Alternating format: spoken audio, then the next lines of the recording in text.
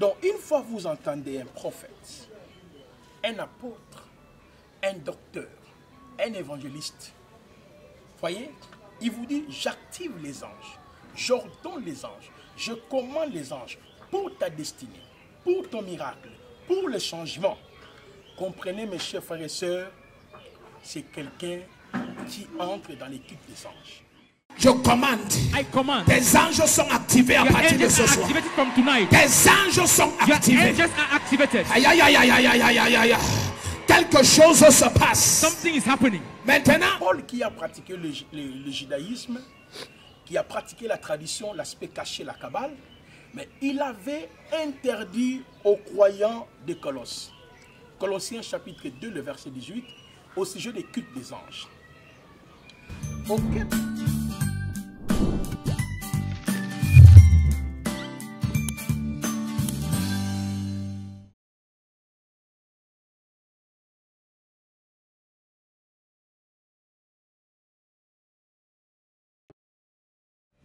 Shalom, nous continuons notre émission en ce qui concerne l'infiltration du judaïsme et de la Kabbale juive dans nos assemblées locales. Et cette émission questions-réponses, je reçois vos questions et je réponds. Aujourd'hui, vous voyez les apôtres, les prophètes, les docteurs avec les talits, les kippas, les gens qui quittent par exemple l'Afrique, qui vont en Israël pour acheter des huiles, encens, beaucoup des histoires, des talits, des kippas que vous êtes en train de voir. Ce sont des éléments qui constituent en fait la tradition juive qu'on appelle la Kabbale, la partie secrète de la connaissance ésotérique des Juifs. Nous croyons que Yahvé s'occupera de ces peuples après le départ de l'Église. Quand l'Église quittera la terre, Romains chapitre 11 qui nous confirme que le Seigneur viendra pour les salut de ces peuples. D'abord, il va envoyer les deux prophètes, selon Apocalypse chapitre 11, verset 3 jusqu'au verset 16e. Et enfin, lui-même apparaîtra, Zacharie 14, verset 1er jusqu'au verset 9e, pour sauver ses peuples. Mais actuellement, Israël demeure dans la fausseté, dans la tradition mystique qu'on appelle la Kabbale. Il y en a qui disent que non, il y a la Kabbale médiévale, il y a la Kabbale chrétienne, il y a la Kabbale... Non, non frère, la Kabbale, au fait, c'est la sorcellerie juive, mais basée dans la Torah. Et ceux qui ont accepté l'évangile comme nous les messianistes, eux, ils mélangent la foi, la Torah et la tradition. Je suis en train de répondre à la question de notre frère qui a voulu connaître si est-il possible à un croyant de commander, de libérer, d'activer, d'ordonner ou d'adresser la prière aux anges. Je l'ai déjà expliqué dans la première partie. Pour ceux qui ne savent pas, restez branchés, suivez l'émission jusqu'à la fin. Il y a déjà d'autres parties où j'ai introduit sur la notion de la doctrine des anges. Mes chers frères et sœurs, la parole nous montre clairement dans 2 Corinthiens 11, 13, 14, jusqu'au verset 16e, le diable se déguise à l'ange de la lumière et ses ministres aussi. J'ai répondu à cette question dans la première partie, tellement la question elle est vaste et ça nous demande aussi le temps et plusieurs émissions pour que nous puissions traiter bel et bien la question. J'ai dit ceci, de l'Ancien Testament au Nouveau Testament, c'est-à-dire de l'Ancien Testament au Nouveau Testament, la Bible parle au fait de la doctrine des anges. Tout chrétien qui est né de nouveau, il ne peut pas ignorer le ministère glorieux des anges.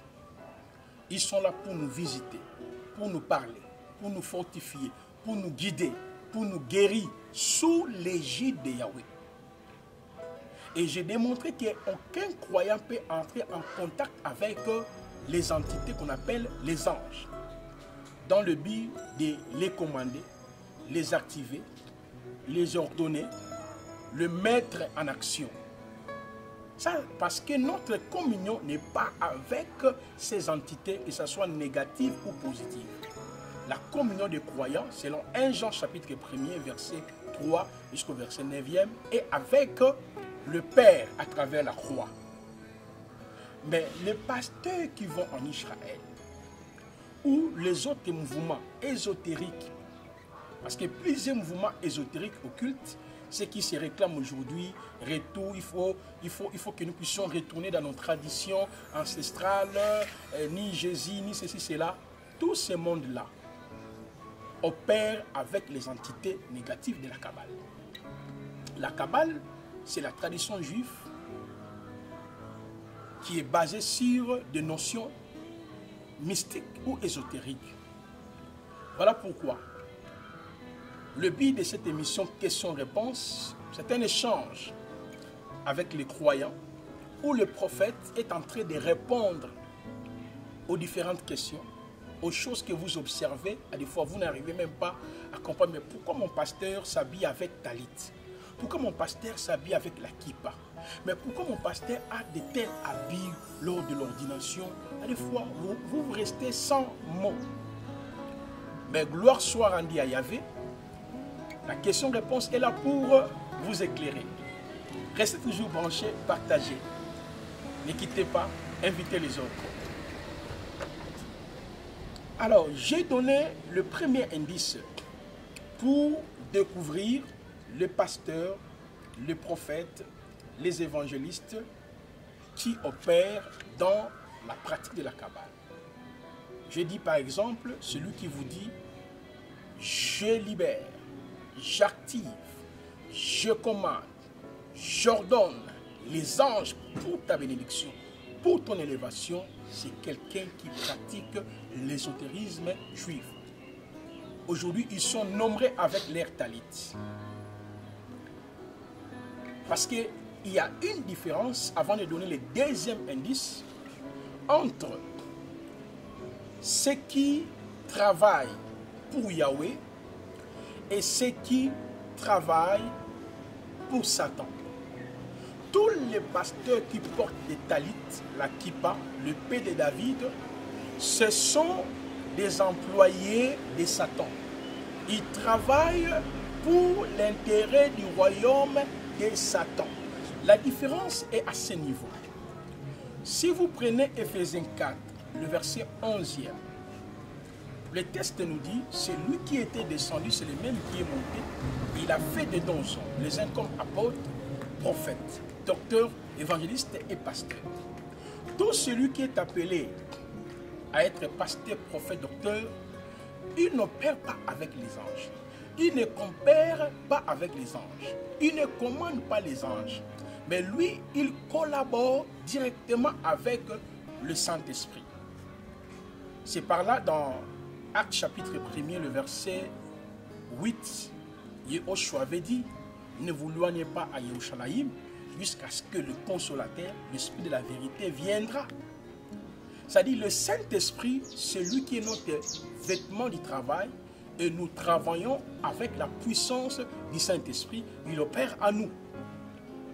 Mais ceux qui opèrent avec la puissance du Saint-Esprit à travers les dons, exemple dans 1 Corinthiens 12, le verset 3-4 nous dit il y a diversité de dons, diversité de ministères, diversité d'opérations, le même esprit qui distribue les dons, qui opère. Mais les gens que Yahvé a choisis, étant apôtres, prophètes, docteurs, qui opèrent par la puissance du Saint-Esprit, mais les anges aussi les accompagnent. Parce que les anges, ce sont les esprits sous la conduite de Yahvé. Donc tout vrai ministre ne peut pas ignorer l'influence du ministère angélique dans sa vie. Ils sont là pour le visiter, pour lui parler, pour le guider, pour l'accompagner.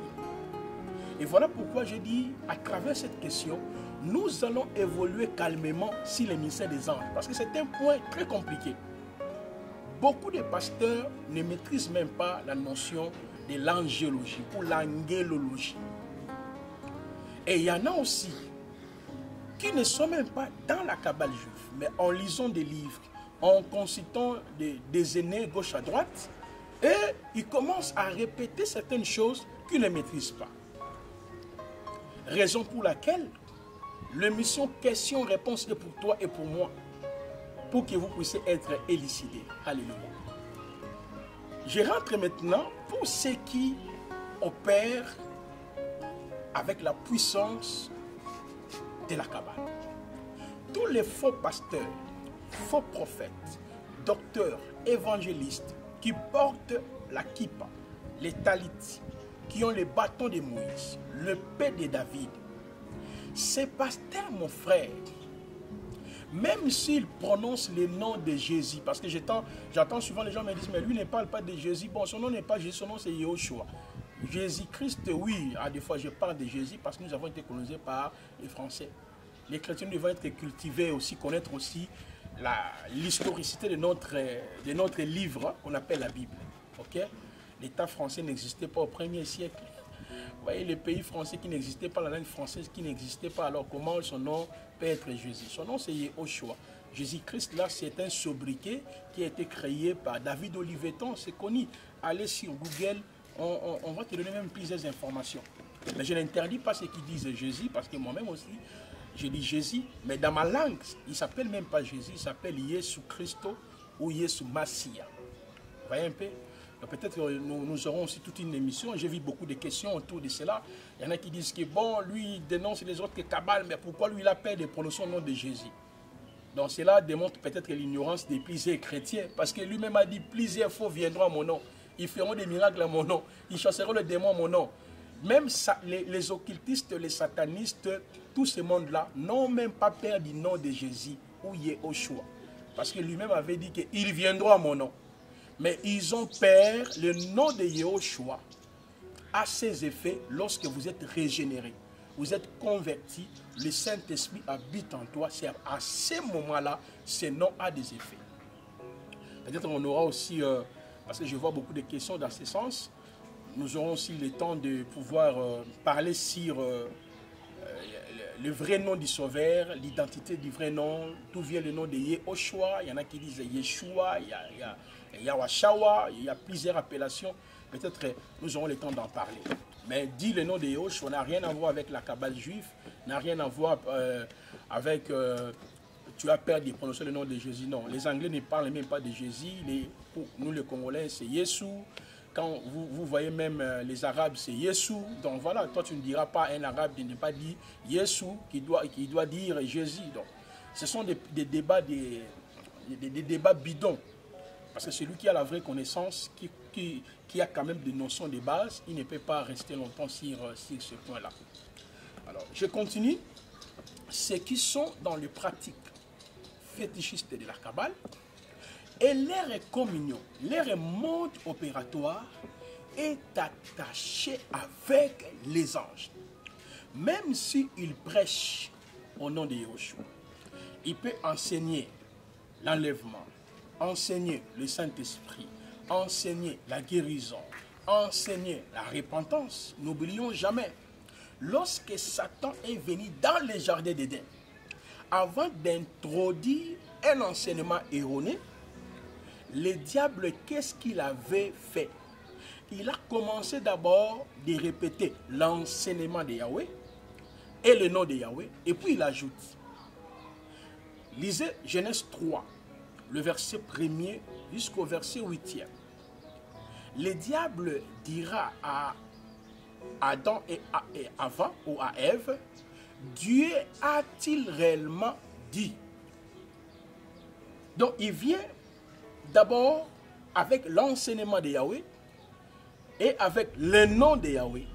Mais il ajoute, Dieu sait, le jour où vous en mangerez, vous serez comme lui. Vous voyez un peu? C'est ce que Yahushua dit dans Matthieu 7, le verset Matthieu 7, 12, 13, 14. Car plusieurs viendront à mon nom. Ils feront des miracles à mon nom. Ils vont guérir, prophétiser, chasser les démons à mon nom. Ok? Il a dit dans Matthieu 24, à partir du verset 1er, si vous lisez très bien, il s'élèvera de faux prophètes. Ils feront des miracles à mon nom. Ils vous diront que je suis ici, je suis là. C'est ça, en fait, la méthode ou des approches méthodiques que l'ennemi utilise pour détourner les gens dans la voie du Seigneur. Il présente la parole, il vient en son nom et il ajoute. C'est comme ceux qui sont dans la Kabbale. Quelqu'un qui pratique la Kabbale, il peut vous prêcher l'amour de Yahvé. Il peut vous prêcher la guérison. Il peut vous prêcher la sanctification. Mais pour repérer que tel est dans ses pratiques fétichistes, c'est au moment du service. Parce que sa communion est avec ces génies, le 72 génies de la Kabbale. Parmi ces démons, il y a les chérubins, les séraphins, les dignités, les autorités, les principautés, les anges de vertige, les anges. Et lui entre en contact avec eux. Au moment du service de guérison, du service de la prophétie, du service de ceci, de cela, vous allez voir maintenant, il entre dans l'angiologie kabbalistique. Même s'il n'a pas le talit sur place, mais il fait appel aux esprits.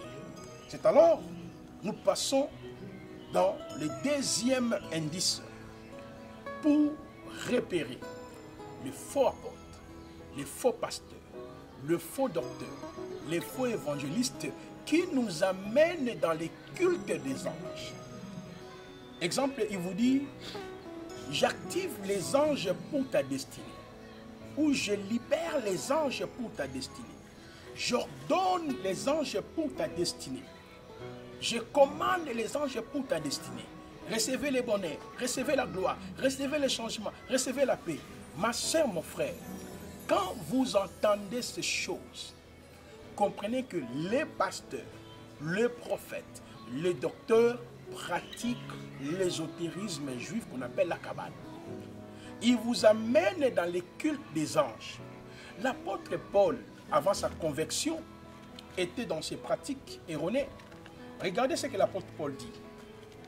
Nous allons lire des passages. Nous sommes dans Galates, chapitre 1er. On lit le verset 14e. Paul dit ceci. Regardez. Et j'étais plus avancé dans le judaïsme. La paracha, l'étude de la Torah. L'étude de la Torah n'a rien à voir avec Kabbale, mais les kabbalistes ont établi les 4 méthodes. Le Peshat, les Rems, les Drash ou le Midrash et le Sold. C'est en ces moments-là, ils envoient les gens dans ce que Paul dit ici. J'ai été plus avancé dans le judaïsme que beaucoup de ceux de mon âge et de ma race, étant les plus ardents zélateurs des traditions de mes pères. Les traditions de mes pères. Et Yehoshua disait toujours aux scribes, aux pharisiens, au profit de vos traditions, vous voulez annihiler la Torah de Yahvé. Lisez Matthieu 15, verset 1er jusqu'au verset 13, vous trouverez cela. Et Yehoshua a dit même, dans Matthieu 5, le verset 17, je ne suis pas venu abolir la loi et les prophètes pour l'accomplir. C'est alors, mes chers frères et sœurs, nous sommes en train de vous dire ces choses, afin que vous ne soyez plus emportés de tout vent de la doctrine, et votre foi soit fixée, alléluia, vers les Mashiach. Donc, une fois que vous entendez un prophète, un apôtre, un docteur, un évangéliste, voyez, il vous dit, j'active les anges, j'ordonne les anges, je commande les anges pour ta destinée, pour ton miracle, pour le changement. Comprenez, mes chers frères et sœurs, c'est quelqu'un qui entre dans les cultes des anges. Paul qui a pratiqué le judaïsme, qui a pratiqué la tradition, l'aspect caché, la Kabbale, mais il avait interdit aux croyants de Colosse. Colossiens chapitre 2, le verset 18, au sujet des cultes des anges. Aucun homme sous une apparence d'humilité, par un culte des anges, ne vous ravise à son gré le prix de la course, tandis qu'il s'abandonne à ses visions, qu'il est enflé d'un vain orgueil par ses pensées charnelles. C'est ce qui se passe actuellement dans nos ensembles. Pasteur qui prêche bien, il enseigne bien, mais au moment des services, l'angiologie qui entre. Oh, par contre, ceux qui sont en Yehoshua, les vrais prédicateurs, les vrais pasteurs, après avoir fini de prêcher, Hébreux chapitre 2, le verset 4 nous dit ceci. Yahweh appuya, c'est Yahweh qui appuie. J'aimerais lire ces passages, Hébreux chapitre 2. Et puis, nous allons vraiment avancer doucement. Comme je l'ai dit, cette question, ça peut nous prendre beaucoup de temps. Mais l'intérêt, c'est justement d'aider l'Église à avancer dans leur foi. Ou d'aider les chrétiens d'avancer dans leur foi. Hébreux chapitre 2, le verset 4. La parole nous dit ceci dans le verset 4e. Elohim confirmant leur témoignage par des signes, des prodiges et des divers miracles, distribution de l'Esprit Saint selon sa propre volonté. Est-ce que vous comprenez? Je réitère. Elohim confirmant leur témoignage par des signes et des prodiges et des divers miracles et distribution de l'Esprit Saint selon sa propre volonté. Mais c'est lui qui est dans la Kabbale, c'est lui qui ordonne aux anges de la guérison. Je vais y revenir. Aux anges des miracles, aux anges de puissance. Or, pour nous, c'est Elohim seul qui opère, qui guérit, qui restaure. Faites attention. Veillez, mon frère et ma soeur, la Kabbale juive est une réalité. Mais nous devons être conscients sur les ministères des anges. On se retrouve dans la troisième partie par rapport à cette question. Nous allons continuer à répondre à cette question, en même temps analyser aussi la vraie doctrine des anges dans la Bible afin que vous puissiez être élucidés. Moi, c'est Massé Sebolan Placide, le prophète. Si vous voulez voir aussi mon ouvrage, l'angéologie biblique face à la Kabbale juive, allez justement sur Google, vous tapez Placide Massé, c'est angéologie. Ça va vous amener directement sur Amazon. Tu peux acheter mon ouvrage, c'est justement $4. Si vous avez la version Kindle, tu peux lire et vous serez éclairé. N'hésitez pas à aimer, à partager. Si vous avez des questions, envoyez vos questions. Todabara dans Kachem. Merci.